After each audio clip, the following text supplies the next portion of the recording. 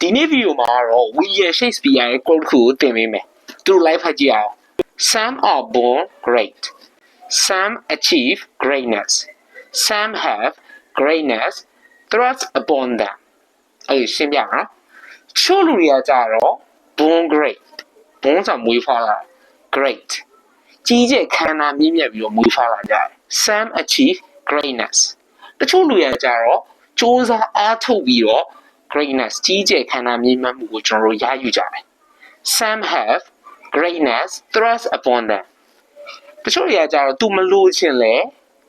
သူ့ကိုလူတွေကအတင်းကြီးကျယ်ခမ်းနားမြင့်မြတ်မှုတွေကိုပေးကြတယ်ဒါကံကောင်းပြီးတော့ကြွယ်ဝချမ်းသာလာတဲ့လူတွေကိုရည်ညွှန်းတာဒီကျွန်တော်တို့မျိုးလူတွေဆိုလို့ရှိရင်တော့ဒုတိယလူတွေစားတော့ပါတယ်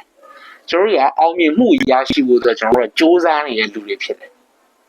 ကျွန်တော်ဆိုလို့ရှိရင် English လို့ပြောတဲ့မိသားစုအတိုင်းဝိုင်းနေပြီးတော့ကြီးပြင်းလာတာမဟုတ်အဲကျွန်တော် English လို့ပြောတော့ကျွန်တော်တို့ခက်ခဲစူးစမ်းရတယ်လေးလာရတယ်သင်ရတာမိဘကလည်း speaking class တွေငယ်လေးရထားပေးရမဟုတ်အဲအခုကြည့်နေတဲ့သူကရော